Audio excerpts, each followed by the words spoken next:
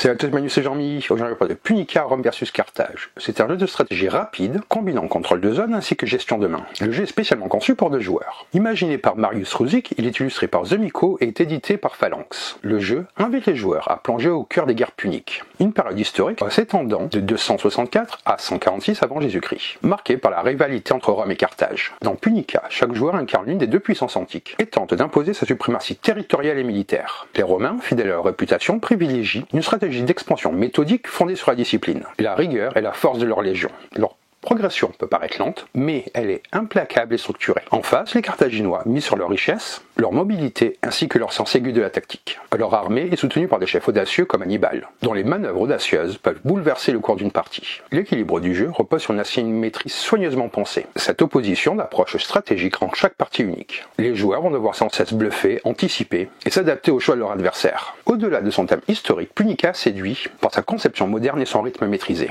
Le jeu propose une expérience profonde et stratégique, tout cela en une vingtaine de minutes. Cette accessibilité en fait un choix pour des tournois rapides, des sessions en voyage ou encore une mise en bouche avant des jeux plus longs en hiver. Conçu pour des joueurs à partir de 14 ans, Punica allie élégance, tension et immersion. En seulement quelques tours, il réussit à recréer l'intensité et la subtilité d'un affrontement historique. Le jeu offre une expérience ludique aussi bien visuelle que tactique. Allez, on va voir comment ça se passe. Et on se retrouve avec le jeu. Donc là, ce que je vais faire, c'est que je vais expliquer les règles du jeu. Et en fin de vidéo, comme maintenant vous êtes habitués, je vous donnerai mon avis sur ce dernier. Punica est un jeu de contrôle de zone et de gestion de main, destiné à 2 joueurs. Il représente les guerres puniques, 261-146 avant Jésus-Christ, opposant l'Empire romain naissant aux armées de Carthage dirigées par Hannibal. Pour la mise en place, placez le plateau au milieu de la table. Choisissez un joueur pour incarner Rome, en rouge, et l'autre pour jouer Carthage, en bleu. Vous placez les armées et flottes sur les zones indiquées par les icônes de mise en place correspondantes.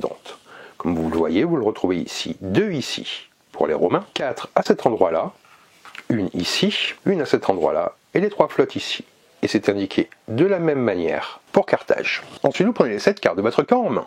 Vous avez également des aides de jeu. Il y a 3 façons de gagner la partie. Vous gagnez immédiatement si une des conditions suivantes est remplie. Vous contrôlez la capitale adverse, vous contrôlez 3 des zones d'influence de votre adversaire, toutes les armes adverses sont retirées du plateau. Si aucun joueur n'a d'armée sur le plateau, la partie se termine par un match nul. Avant d'aller plus loin dans les règles, je vais vous expliquer quelques concepts de base. Le plateau de jeu contient 11 régions. Ces régions sont séparées les unes des autres par des frontières marquées par des lignes jaunes, comme vous le voyez ici. Les régions sont adjacentes aux autres régions, avec lesquelles elles partagent une frontière ou aux mers qu'elles touchent. 3 des régions sont des îles. Les îles sont des régions adjacentes aux mers de tous les côtés. Chaque camp possède une capitale. La capitale romaine est marquée par un fond rouge et un symbole d'aigle. La capitale carthaginoise est marquée par un fond bleu et un symbole d'éléphant. Chaque camp dispose de 5 zones d'influence marquées par leur symbole. 4 zones d'influence romaines sont marquées d'un symbole d'aigle, 4 symboles d'influence carthaginoise sont marqués d'un symbole d'éléphant. L'île de Sicile est considérée comme une zone d'influence pour les 2 camps. Le contrôle de la Sicile par un joueur compte pour la condition de victoire consistant à contrôler 3 zones d'influence de l'adversaire. Ensuite, le plateau contient 9 mers, des régions séparées les unes des autres par des frontières marquées par des lignes en pointillés, comme vous le voyez ici. Les mers sont adjacentes aux autres mers, avec lesquelles elles partagent une frontière et aux régions qu'elles touchent. Chaque mer adjacente à une capitale possède un symbole de flotte. Sur ces mers, les joueurs peuvent déployer leur flotte au cours de la partie pour les utiliser lors de l'action de mouvement. Vous contrôlez une zone si seules vos unités s'y trouvent. Si vos unités et celles d'un adversaire se trouvent dans la même zone, une bataille doit être livrée. Dans le jeu, il existe 2 types d'unités, les armées ainsi que les flottes. Chaque unité a une force de 1, sauf Hannibal, dont la force est de 2 lorsqu'il attaque. Les armées rouges sont les armées romaines, les armées bleues sont les armées carthaginoises. L'éléphant blanc représente Hannibal, une armée carthaginoise spéciale. Ce symbole-là signifie que l'effet s'applique à Hannibal ou à une armée carthaginoise. Les flottes sont utilisées pour mener des batailles sur les mers et pour transporter les armées. Les flottes rouges sont les flottes romaines, les flottes bleues sont les flottes carthaginoises. Maintenant, comment se déroule la partie? En commençant par Rome, les joueurs vont jouer à tour de rôle jusqu'à ce qu'un joueur gagne. À votre tour, vous devez effectuer l'une des 4 actions suivantes. Mouvement, effet d'une carte, déploiement de flotte ou passer. Pour le mouvement, vous pouvez déplacer une armée ou une flotte. Une armée peut se déplacer soit d'une région à une région adjacente, ou d'une région à une autre par une chaîne de mers adjacentes, chacune contenant une flotte alliée. Le symbole de flotte compte comme une flotte appartenant à son propriétaire, à moins qu'une flotte de l'adversaire ne se trouve dans la même mer avec lui. Par exemple, je pourrais me déplacer de là jusqu'à ici. Et par exemple, dans cette situation-là, cette armée pourrait aller ici jusqu'à là, le symbole de flotte comptant, et là, j'ai mes flottes. Une flotte peut se déplacer d'une mer à n'importe quelle autre mer. Les mers ne doivent pas nécessairement être adjacentes. C'est-à-dire que de là, je pourrais aller jusqu'ici. Si pendant leur mouvement, vos unités se trouvent dans une zone où se trouvent des unités de l'adversaire, mettez immédiatement fin au mouvement de ces unités. Vous pouvez également choisir d'appliquer l'effet d'une carte. Si vous choisissez cette action, chaque joueur dispose d'un paquet de cette carte. Les cartes peuvent être jouées de deux manières, en tant qu'action ou au cours d'une bataille. Lorsque vous jouez une carte en tant qu'action, vous révélez la carte, vous résolvez autant d'actions sur le bas de la carte que vous le souhaitez, et vous la placez face visible à côté du plateau de jeu. Vous avez cette aide de jeu qui est une explication détaillée de tous les effets des cartes. Les cartes visibles peuvent être consultées à tout moment par les deux joueurs. Une fois que vous avez joué votre dernière carte, remettez toutes les cartes jouées dans votre main, à l'exception de la carte que vous venez de jouer. Vous pouvez également faire un déploiement de flotte. Les joueurs commencent la partie avec toute leur flotte sur le plateau. Au cours de la partie, l'adversaire peut détruire vos flottes et les retirer du plateau. Vous pouvez retirer une armée de n'importe quel endroit du plateau pour placer une flotte précédemment défunte dans la mer avec votre symbole de flotte. Si une flotte de l'adversaire se trouve à cet endroit-là, une bataille a lieu. Ou vous pouvez passer. Vous placez une carte de votre main face visible à côté du plateau, sans la résoudre. Comment se passent donc les batailles? Une bataille se produit si à la fin d'une action, des armées ou des flottes adverses se trouvent dans la même zone. Le joueur qui commence une bataille est l'attaquant, et l'autre joueur est le défenseur. Pour résoudre une bataille, les deux joueurs vont choisir une carte de leur main et la place face cachée devant eux. Une fois que les deux joueurs ont placé leur carte face cachée, ils les révèlent simultanément. La force d'une carte jouée par un joueur est ajoutée à la force de ses unités dans la bataille. La force est indiquée ici, comme vous le voyez. Si un joueur joue une carte avec ce symbole-là, le joueur attaquant résout son effet en premier. Ensuite, les deux joueurs additionnent leur force, et le joueur ayant la force la plus élevée est le vainqueur. Le perdant doit retirer une de ses armées, flotte, du plateau et faire reculer toutes les unités restantes. Si les deux joueurs ont la même force, les deux joueurs retirent une armée flotte de la zone, l'attaquant fait reculer toutes ses unités restantes. Après avoir révélé la force d'une carte, vous la placez face visible à côté du plateau de jeu. Une fois que vous avez joué votre dernière carte, remettez toutes les cartes jouées dans votre main, à l'exception de la carte que vous venez de jouer. Si plusieurs batailles se déroulent pendant le tour d'un joueur, le joueur actif décide de l'ordre dans lequel elles sont résolues. Chaque bataille doit être entièrement résolue avant de passer à la suivante. Lorsque vous battez en retraite après une bataille, vous devez respecter les conditions suivantes. Vous ne pouvez pas battre en retraite vers une zone à partir de laquelle vous avez été attaqué. Vous ne pouvez pas vous replier sur la capitale de votre adversaire. Vous ne pouvez pas vous rendre dans une zone où se déroule une bataille. En tant qu'attaquant, vous devez faire battre en retraite toutes vos armées vers l'une des zones à partir de laquelle vous avez attaqué. Si cela n'est pas possible, retirez du jeu toutes les armées qui battent en retraite. En tant que défenseur, vous devez battre en retraite selon l'ordre suivant. Une région adjacente avec vos armées ou une région avec votre symbole de zone d'influence, une région adjacente non contrôlée, la région la plus proche avec vos armées ou votre capitale reliée par des mers avec vos flottes, la région non contrôlée la plus proche reliée par des mers avec vos flottes. C'est l'ordre pour le défenseur de la retraite. Pour les flottes, vous devez faire battre en retraite toutes vos flottes vers une mer adjacente contenant votre flotte ou, si ce n'est pas possible, vers une mer adjacente sans flotte ennemie. Vous ne pouvez pas vous replier sur une mer adjacente à la capitale d'un adversaire. Si ce n'est pas possible, retirez toutes les flottes qui battent en retraite. Comme je vous disais, ceci est un effet spécial de bataille. Si vous jouez une carte avec ce symbole-là, vous pouvez effectuer l'action de cette carte avant de calculer les forces. L'attaquant résout l'effet de sa carte en premier. Lorsque vous déplacez des armées en utilisant l'effet spécial de bataille, vous pouvez déplacer des armées dans la bataille en cours, mais vous ne pouvez pas retirer d'unités de cette bataille. Vous ne pouvez pas déplacer vos armées via des flottes engagées dans une bataille. Vous ne pouvez pas commencer une nouvelle bataille avec un tel déplacement. Vous voyez, pour les règles vraiment très simples et épurées qui donnent une vraie profondeur stratégique au jeu, je vais maintenant vous expliquer les effets des cartes et vous les dire. Ça va être pratique, ça va vous donner une idée de la richesse du jeu. Donc ici, nous avons les cartes pour les Romains. Cette carte-là, vous devez jouer une carte supplémentaire de votre main. Vous ne pouvez pas jouer de carte supplémentaire si c'est la dernière carte que vous avez jouée. Ici, vous retirez toutes vos unités selon les règles de retraite. Ici, vous placez une armée sur une flotte romaine dans une mer adjacente. Cette flotte peut effectuer une action de mouvement. Vous ne pouvez pas entrer dans une mer où se trouvent les flottes ennemies. Ensuite, placez cette armée dans une zone adjacente à cette flotte. Il est impossible d'entrer dans la capitale de Carthage avec un tel mouvement. Ici le 3, les armées peuvent effectuer jusqu'à 2 actions de mouvement. Si vous effectuez cette action pendant une bataille, vous ne pouvez pas commencer de nouvelles batailles et vous ne pouvez pas vous déplacer dans la zone où se déroule une bataille. C'est ce qu'on retrouve également sur le 4. Pour le 5, déplacez jusqu'à 2 armées. Si vous avez une armée dans la zone où vous vous êtes déplacé, vous pouvez déplacer l'armée déplacée vers la zone suivante. Vous devez mettre fin au déplacement d'une armée lorsque vous entrez dans une zone où il n'y a pas d'armée. Il est impossible d'entrer dans la capitale de Carthage avec un tel mouvement. Et finalement, le 6, les armées peuvent effectuer jusqu'à 4 actions de mouvement. Maintenant, pour les cartes de Carthage, le 0, vous déplacez votre armée à travers une mer au choix. Les flottes de n'importe quel joueur peuvent se trouver dans cette mer. Il est impossible d'entrer dans la capitale de Rome avec un tel mouvement. La 1, les armées sauf Hannibal peuvent effectuer jusqu'à 3 actions de mouvement. Si vous effectuez cette action pendant une bataille, vous ne pouvez pas commencer de nouvelles batailles et vous ne pouvez pas vous déplacer dans les zones où se déroule une bataille. Le 2. Les armées peuvent effectuer jusqu'à 2 actions de mouvement. Si vous effectuez cette action pendant une bataille, vous ne pouvez pas commencer de nouvelles batailles et vous ne pouvez pas vous déplacer dans les zones où se déroule une bataille. Le 3 maintenant, effectuer l'effet de n'importe quelle carte jouée précédemment.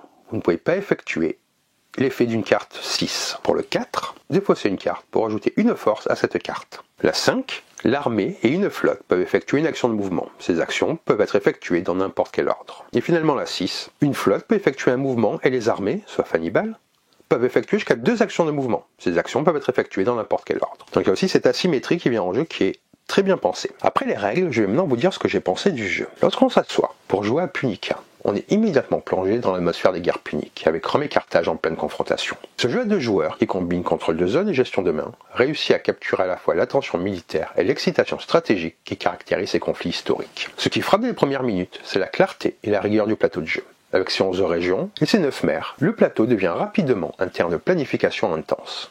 Les zones d'influence, les capitales distinctes et la Sicile comme zone contestée, offre immédiatement aux joueurs des objectifs clairs mais exigeants. On comprend très vite que chaque décision aura des conséquences durables, que ce soit pour contrôler les zones d'influence ou coordonner les déplacements de ses armées et flottes. L'un des points forts du jeu réside dans son équilibre entre simplicité et profondeur. Les règles sont faciles à comprendre. Chaque joueur commence avec un placement précis d'armée et de flotte et il mène cette carte. Le contrôle d'une zone est simple à évaluer et les batailles sont résolues par un mécanisme clair et intuitif. Cette clarté rend le jeu accessible, même pour ceux qui n'ont jamais joué à un jeu de contrôle de zone ou de gestion de main. Mais derrière cette simplicité apparente se cache une véritable richesse stratégique. La distinction entre les armées et les flottes, la capacité de se déplacer via des chaînes de mer et les zones d'influence en contrôler, induisent une dimension tactique qui demande de l'anticipation et de la planification. Chaque partie devient rapidement un jeu de décision lourde de conséquences. Investir dans le contrôle de zones isolées, protéger sa capitale ou concentrer ses forces pour une attaque décisive. Un autre point fort est l'intégration thématique. Le jeu n'est pas seulement un exercice abstrait de stratégie, chaque élément est justifié par le contexte historique. Hannibal, l'éléphant blanc, a une force spéciale lorsqu'il attaque, ce qui reflète sa puissance militaire historique et ajoute un repère visuel et mécanique important. Les capitales romaines et carthaginoises,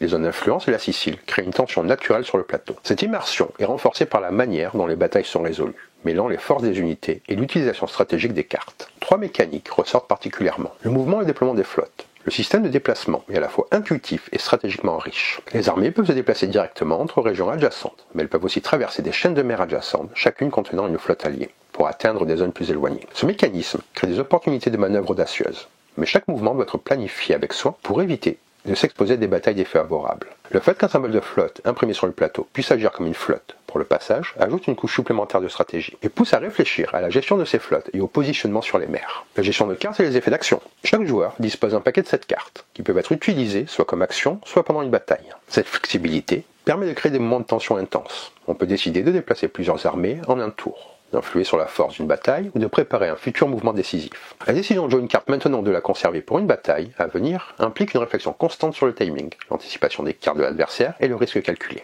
Les cartes deviennent aussi un outil stratégique majeur au même titre que le placement des unités sur le plateau. Ensuite, la résolution des batailles et effets spéciaux. Les batailles sont résolues en combinant la force des unités présentes et la force des cartes jouées. Et l'ajout d'effets spéciaux qui permettent de déplacer des armées dans la bataille ou de réaliser des actions avant de calculer les forces introduit une dimension tactique passionnante. Chaque bataille est un moment de tension où le joueur doit lire la situation, anticiper les cartes adverses et optimiser ses mouvements. Les règles sur la retraite ajoutent encore plus de profondeur, car il faut toujours anticiper où les unités peuvent se replier et comment cela influence le contrôle des zones. Punica se joue à plusieurs niveaux. Le contrôle des zones. Les zones et la capitale sont le cœur stratégique du jeu. Contrôler la Sicile ou une capitale adverse peut décider de l'issue de la partie. Cela oblige le joueur à constamment évaluer le risque et la récompense de chaque mouvement et chaque bataille. Le placement et la mobilité. Les flottes permettent des déplacements étendus, mais leur positionnement doit être soigneusement planifié pour permettre aux armées de traverser les mers. Les déplacements via les flottes et les symboles imprimés demandent une anticipation constante, où chaque décision peut ouvrir ou fermer des opportunités stratégiques. Pour la gestion des cartes, les cartes ne sont pas seulement des bonus tactiques sur les batailles. Elles dictent également la mobilité et la capacité d'action sur le plateau. Savoir quand les jouer et comment les combiner avec les déplacements est essentiel pour maximiser l'efficacité de ces unités. Pour les batailles et retraites, la mécanique de bataille et de retraite ajoute un autre niveau de planification. Il faut non seulement attaquer efficacement, mais aussi s'assurer que les unités restantes restent en sécurité et peuvent continuer à contribuer aux objectifs stratégiques. La priorité de la retraite pour le défenseur ou le repli des attaquants vers les zones où ils ont lancé l'attaque crée des dilemmes intéressants et renforce la tension. La tension de Punica est palpable à chaque tour. Chaque bataille est un moment critique où le moindre choix de carte ou de mouvement peut inverser la situation. Le mélange entre le calcul et la force des unités et l'effet des cartes crée des mouvements imprévisibles et excitants. Il y a un plaisir particulier à orchestrer un mouvement complexe via les flottes pour atteindre une île isolée ou une zone d'influence stratégique. Et la satisfaction immédiate lorsqu'un de mes adversaires est forcé de reculer après une bataille habilement menée. Le jeu excelle également dans les séquences de décisions intenses. Déplacer des armées, anticiper les retraites adverses, décider quand jouer une carte ou passer, chaque choix est lourd de conséquences. Ces moments créent un sentiment d'immersion complet,